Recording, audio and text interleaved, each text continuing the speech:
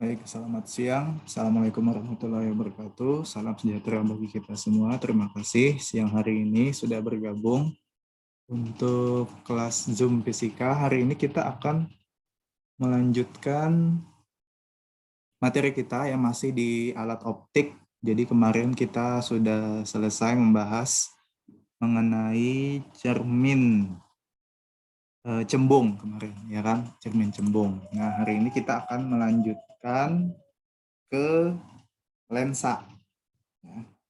Kalau secara penamaan mungkin kita sudah cukup familiar, ya kan? Yang disebut dengan cermin, yang disebut dengan lensa. Ya, tentu saja ini adalah dua hal yang berbeda. Cermin itu misalnya yang kayak di lemari kita, ya kan? Kemudian kemarin kita juga ada mencontohkan untuk cermin cembung itu misalnya yang digunakan pada kaca spion, pada persimpangan jalan itu juga kan pakai cermin cembung, memanfaatkan sifat bayangannya yang maya tegak diperkecil, ya kan. Nah, hari ini yang kita mau bahasnya adalah lensa, atau lebih spesifik lagi lensa tipis. Kalau lensa kan berarti benda yang berbeda lagi ya. Itu misalnya yang ada di kacamata, ya kan. Kemudian yang ada di kaca pembesar atau loupe. Nah, itu kan adalah menggunakan lensa. Lensa ini kan bedanya dengan cermin. Kalau cermin itu sifatnya adalah memantulkan cahaya. Nah, kalau lensa kan membiaskan atau membelokkan cahaya dengan tujuan tertentu, ya kan? Nanti ada beda-beda, ada lensa cembung, ada lensa cekung. Nah, yang hari ini mau kita bahas adalah lensa cembung. Tentu saja berarti konsep dasarnya untuk lensa ini adalah pembiasan. Tapi kita tidak bahas secara detail lagi karena di awal bab tentang cahaya kita sudah membahas beberapa sifat cahaya, yakni antara lain dapat dipantulkan, ya kan, kita sudah bahas hukum pemantulan, kemudian juga dapat dibiaskan, kita juga sudah membahas hukum pembiasan ya, yang kemarin kita bahas itu tentang pembiasan, misalnya kalau cahaya melewati dua medium yang berbeda kerapatan, ya kan, kemarin kan seperti itu ya, maka cahaya akan dibiaskan atau dibelokkan arahnya gitu kan.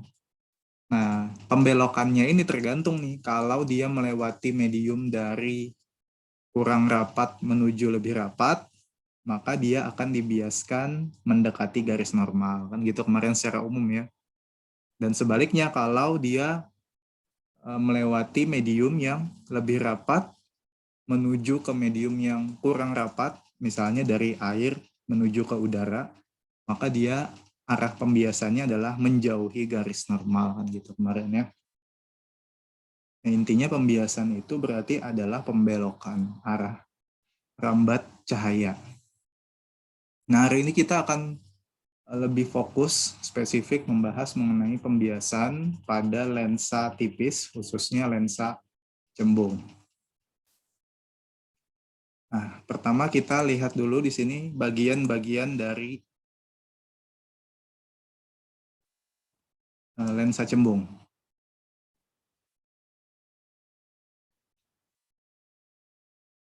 Nah, ini antara lain ini ya. Sebelum dapat memahami bagaimana proses pembentukan bayangan pada lensa cembung atau lensa konveks, kalian perlu mengetahui bagian-bagian penting pada lensa. Lensa cembung memiliki bagian seperti yang ditunjukkan pada gambar.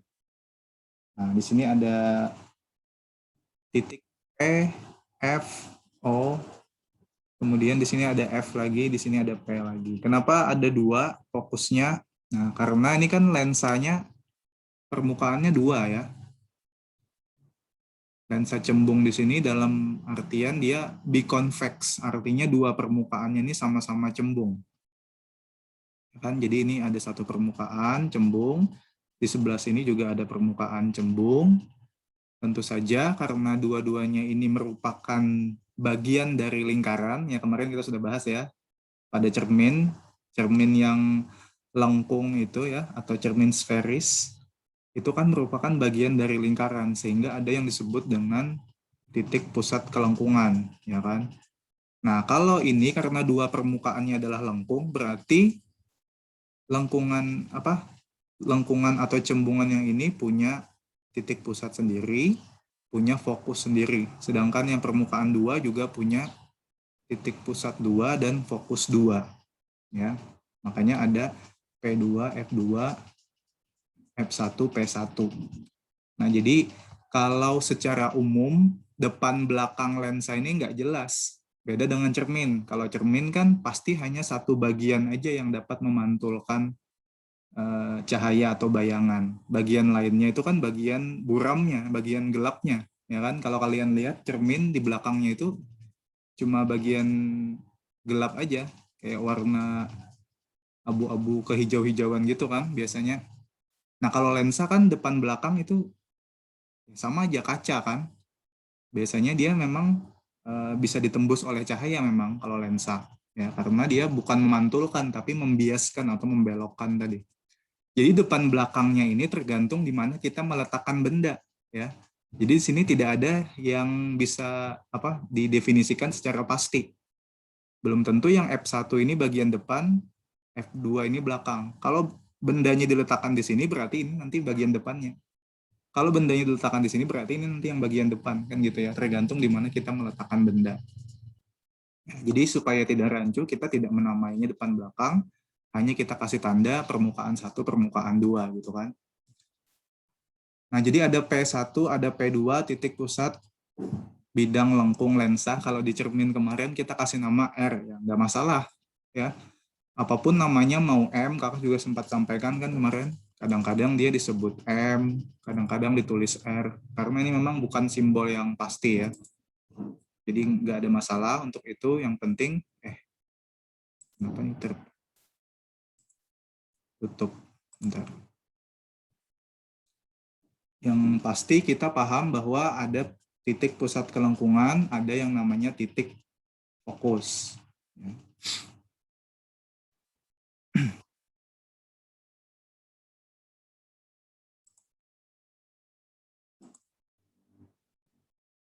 Nah,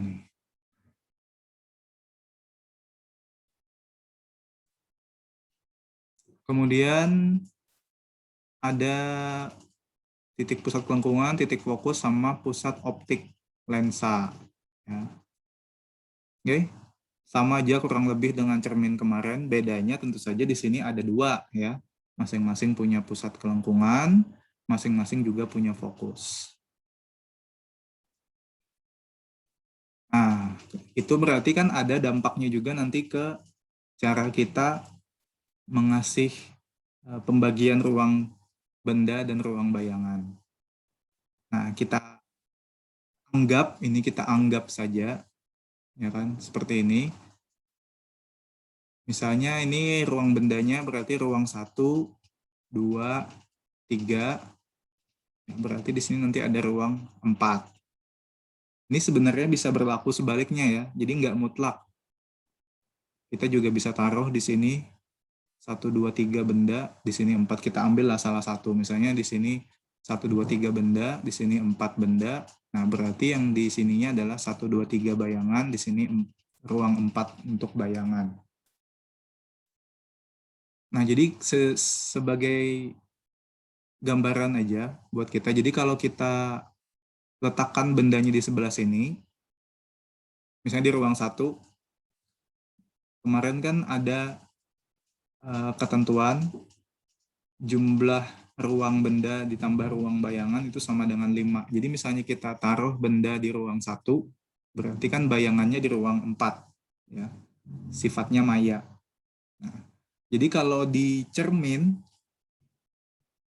ada perbedaan sedikit nih, nanti ada penjelasan lebih lanjut. Kalau di cermin kan bayangan maya itu kalau letaknya di belakang cermin. Nah, kalau lensa justru kalau letaknya di belakang lensa, misalnya bendanya di sini, bayangannya di belakang sini, berarti dia nyata.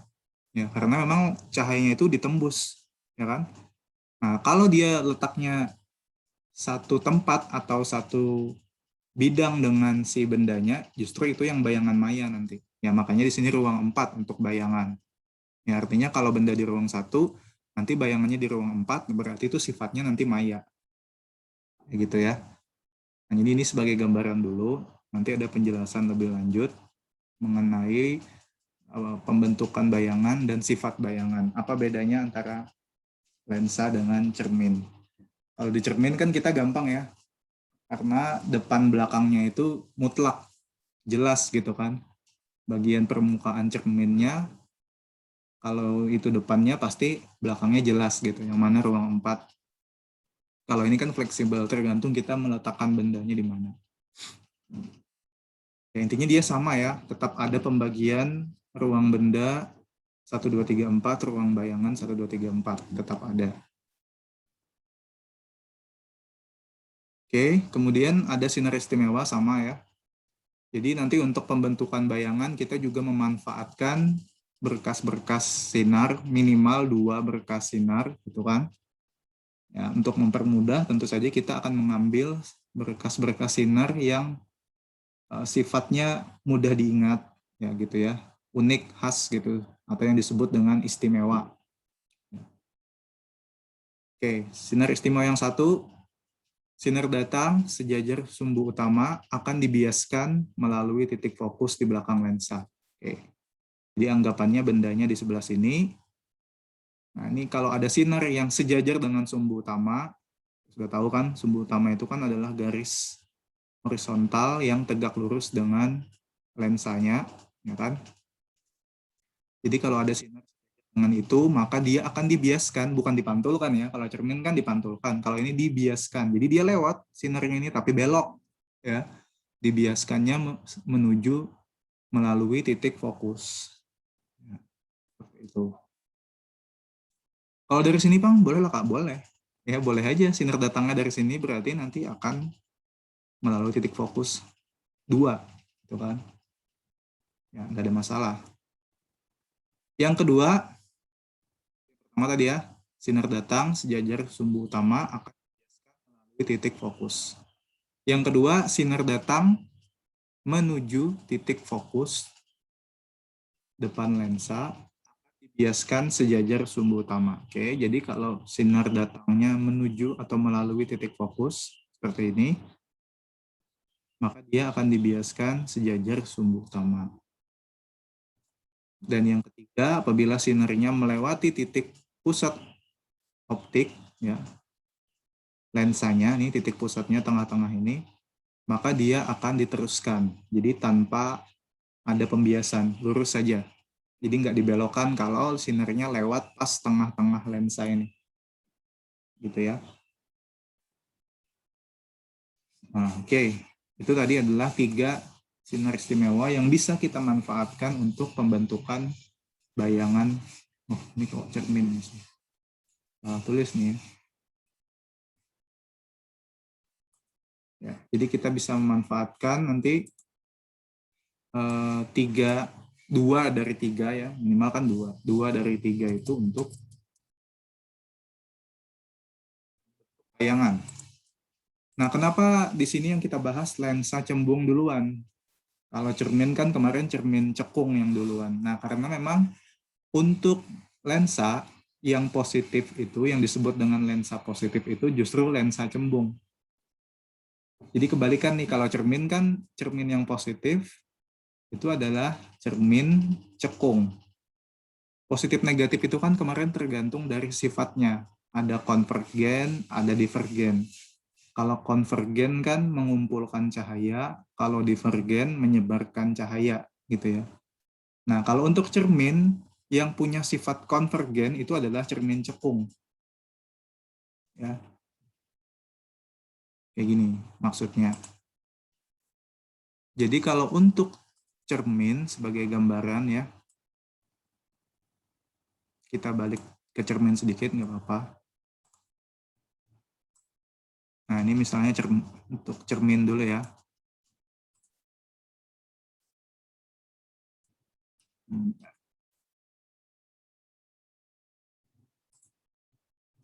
Nah, ini misalnya cermin cekung nih misalnya. Kenapa cermin cekung disebut konvergen? Karena gini, kalau ada cahaya yang datang, ini misalnya R-nya di sini, kemudian di sini fokusnya,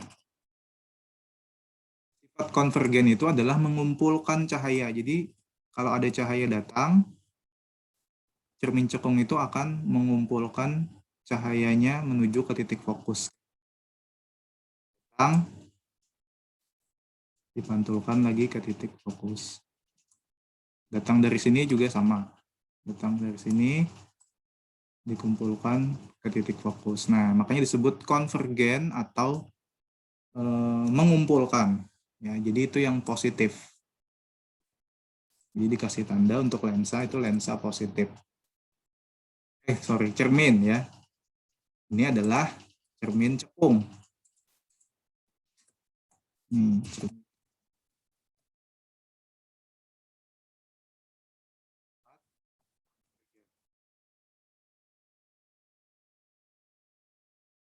Kalau cermin cembung, sebaliknya.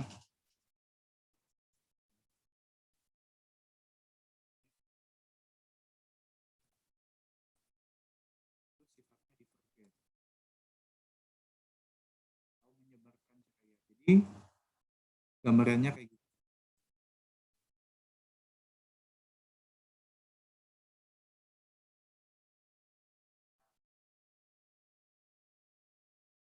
Dia kan ininya apa? Fokusnya kan ada di belakang sini ya. Karena bagian cembungnya kan di sini, cerminnya kan di bagian cembungnya. Berarti fokusnya itu kan ada di belakang sini. Jadi kalau ada cahaya datang, kayak gini, dia kan akan dipantulkan, kemarin ingat nggak? Seolah-olah berasal dari titik fokus kan gitu ya. Nah, kayak gini kan. Datang lagi misalnya di sini, dipantulkan. Nah, ya kan? Ini kan namanya menyebar. Datang di sini, dipantulkan seolah-olah berasal dari fokus. Datang ke sini, dipantulkan seolah-olah berasal dari fokus. Nah, beda kan ya? Kalau ini ngumpul menuju titik fokus, kalau ini disebarkan dari titik fokus, nyebar. Nah, yang nyebar inilah kenapa disebut divergen dan nanti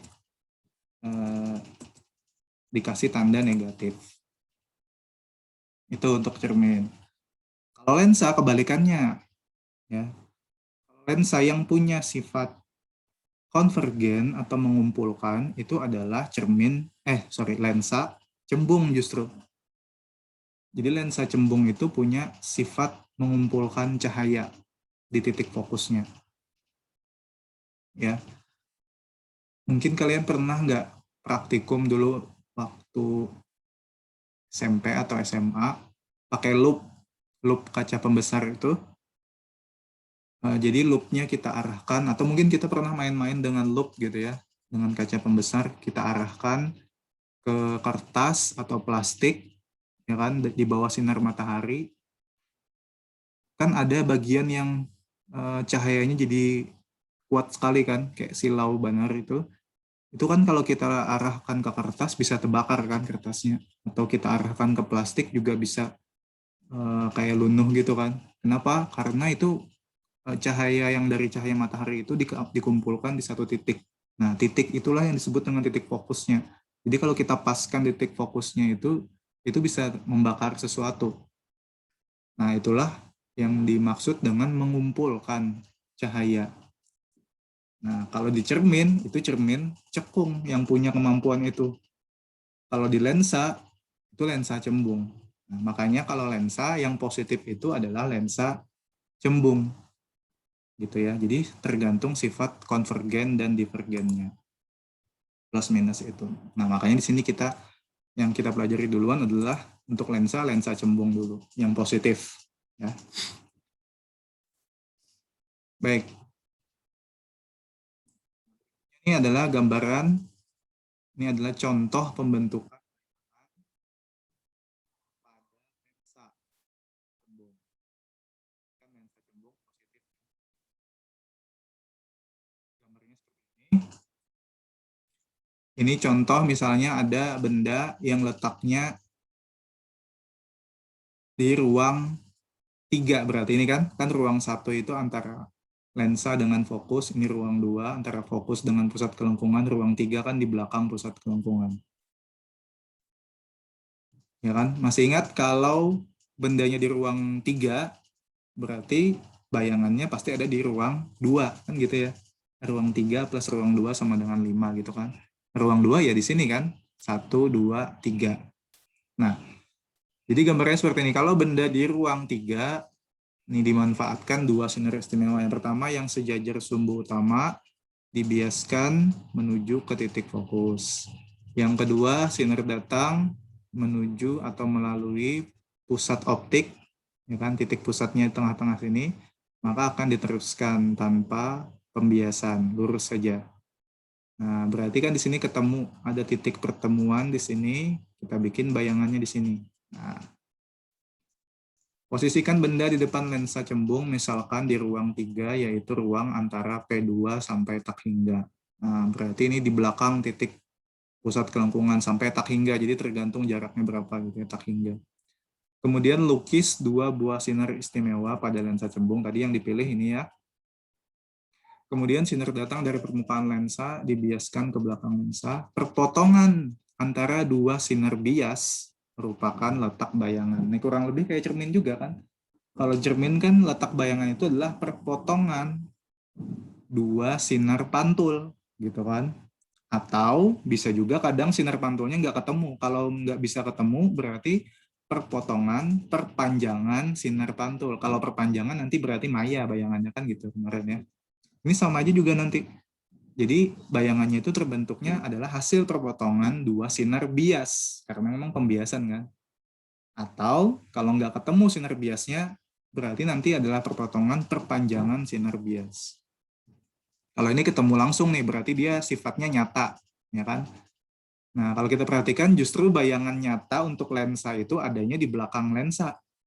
Ya memang normalnya kayak gitu, harusnya kan lensa memang ditembus cahaya kan. Jadi bayangan nyata itu justru terbentuknya di belakang lensa. Nyata terbalik diperkecil kalau kayak gini kan berarti. Dari gambar pembentukan bayangan di atas, bayangan terbentuk dari perpotongan langsung.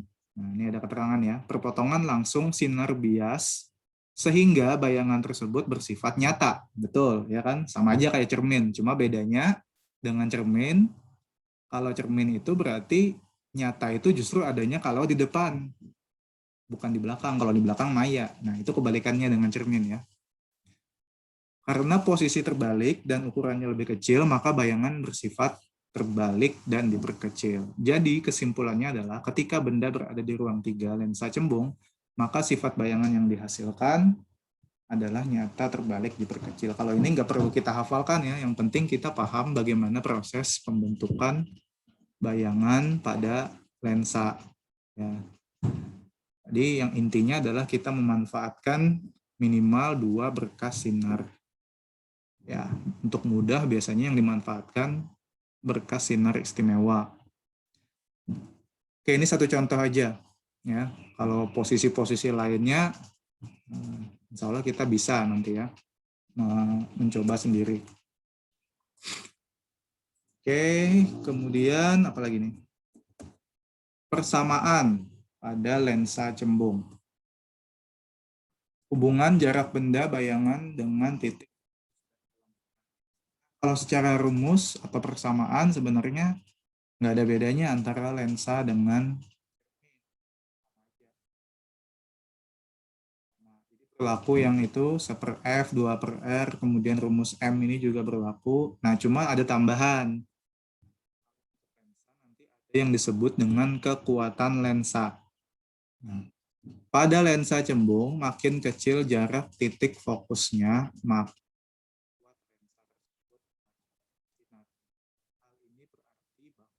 kekuatan lensa berbanding terbalik dengan jarak titik fokusnya.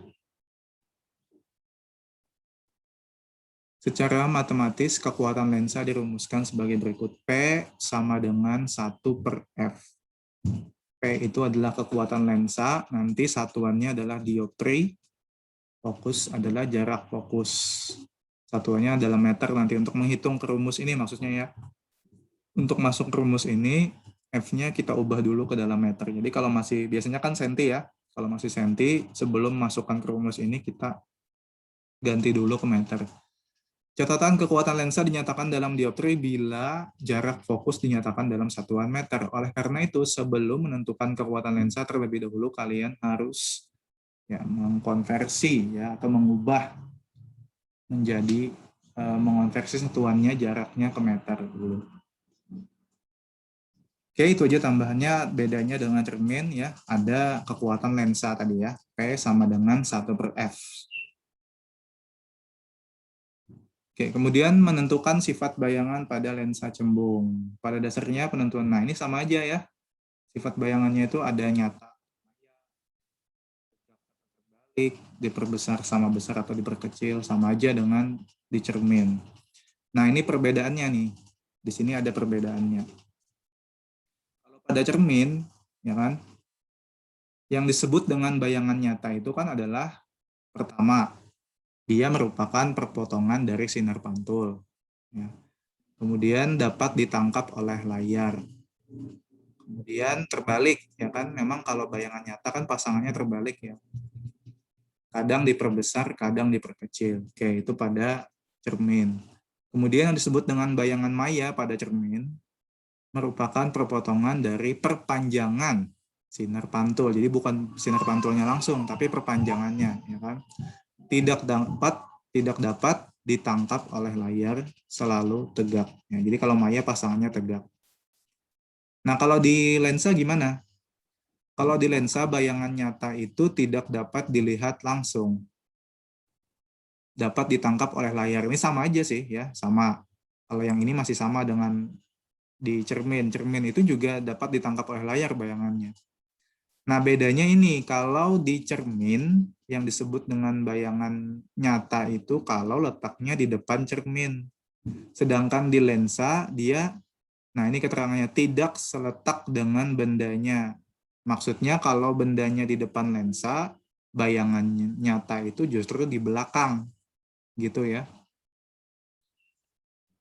Ini kan bedanya dengan cermin berarti kan. Kalau cermin kan, kalau bayangannya di depan cermin, bendanya di depan cermin, itu namanya nyata. Ya, seletak kan berarti, kalau ini justru tidak seletak. Ya.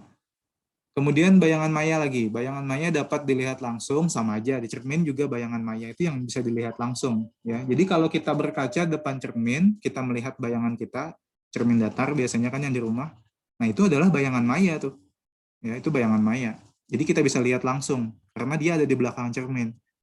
Kemudian tidak dapat ditangkap oleh layar. Ya, absolutely. Karena ada di belakang cermin kan, nggak bisa ditaruh layar di belakang cermin. Kalau ditaruh layar di belakang cermin, dia nggak nangkap apa-apa. Karena nggak ada cahaya yang tembus di situ kan.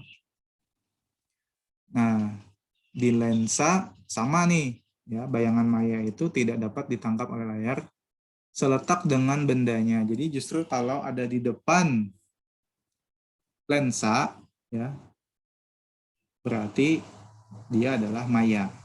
Intinya itu aja sih bedanya dengan cermin. Ya, kalau cermin itu di belakang cermin itu maya, kalau lensa di depan lensa itu maya. Itu bedanya ya. Nah ini sama aja juga, dia berlaku juga ini. Nah kakak baru dapat juga materi, baru dapat ini ya tambahan. Ternyata ruang benda plus ruang bayangan sama dengan 5 itu disebut dengan dalil esbah. Ya, esbah. Tadinya nggak tahu namanya ya, cuma tahu konsepnya aja. Ternyata itu katanya namanya dalil esbah. Jadi dalil esbah itu adalah jumlah nomor ruang benda dan nomor ruang bayangan sama dengan 5. Kemudian untuk setiap benda nyata dan tegak, A. Semua bayangan terletak di belakang lensa bersifat nyata dan terbalik. Semua bayangan yang terletak di depan lensa bersifat maya dan tegak. Jadi sama ya pasangannya itu, kalau nyata terbalik, kalau maya tegak. Nomor 3, bila nomor ruang bayangan lebih besar dari nomor ruang benda, maka ukuran bayangan lebih besar dari benda dan sebaliknya. Jadi esbah ini berlaku nih sama di cermin maupun di lensa. Ya.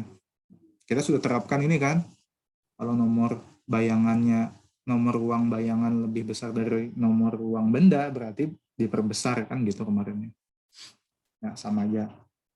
Cuma kita baru tahu namanya itu dalil isbah namanya. Oke, contoh soal pemantulan, bukan pemantulan ya, pembiasan. Judulnya nih, nggak ingat di. Judulnya lupa diganti.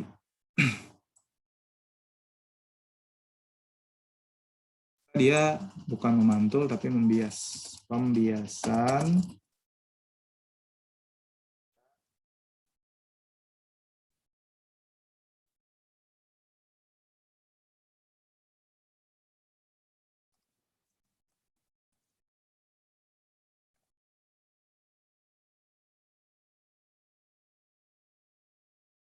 misalnya sebuah benda dengan tinggi 3 cm berada pada jarak 10 cm dari lensa cembung yang mempunyai jarak fokus 6 cm.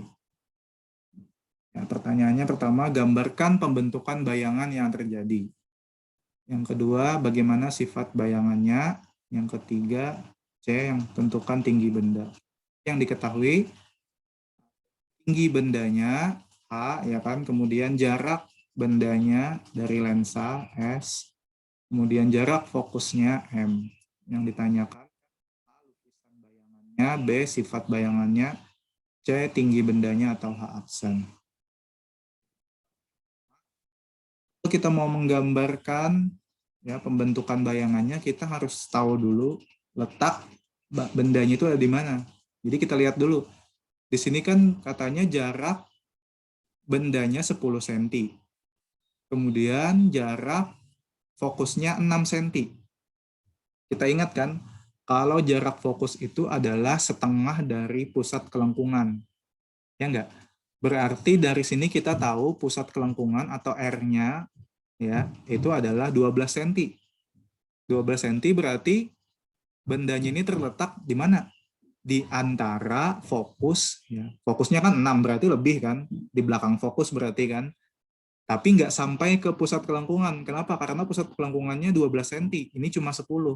Berarti dia di ruang berapa? Berarti dari situ kita tahu dia ada di ruang 2. Ya, ruang 2 itu kan antara fokus dengan pusat kelengkungan. Kalau di sini kita tulis P, nggak apa-apa. RKP kan nggak apa-apa. Yang penting kita paham itu adalah pusat kelengkungan. Jadi minimal kita harus tahu informasi itu dulu. Kalau belum ada informasi itu di soal, kita cari clue-cluenya. Dalam hal ini dia ngasihnya dalam bentuk angka kan. Jadi kita cari dulu kira-kira bendanya letaknya di mana. Karena itu yang paling penting untuk menentukan nanti sifat bayangannya. Ya, kalau kita salah meletakkan bendanya, nanti salah juga letak bayangannya. Dan sifat bayangannya tentu salah juga nanti. Oke, jadi kita tahu dia ada di ruang 2 kayak gini. Udah kita pakailah sinar istimewa. Misalnya sinar istimewa yang sejajar sumbu utama dibiaskan melalui fokus, ya kan? Kemudian yang kedua bisa juga kan sinar istimewa yang menuju fokus dibiaskan sejajar sumbu utama, itu juga bisa sih kita pakai, ya. Jadi yang penting nanti bisa menghasilkan atau ketemu bayangan. Jadi bisa juga yang ini, nggak ada ketentuan harus yang mana ya. Jadi bisa juga yang ini kan, melalui fokus, dibiaskan sejajar sumbu utama, kan ketemu juga nanti di sini. Sama aja kan. Kalau ini kan kebetulan dia pakai yang sinar datang menuju pusat optik, diteruskan tanpa pembiasan. Bisa. Boleh, ya terserah nanti maka yang mana, yang penting ketemu nanti apa ada titik pertemuan antara dua sinar bias itu. Disitulah nanti bendanya, ya berarti bendanya di sini kan. Oke, berarti karena bendanya ada di ruang 2, ya berarti sesuai dengan dalil esbah, pasti bayangannya di ruang 3.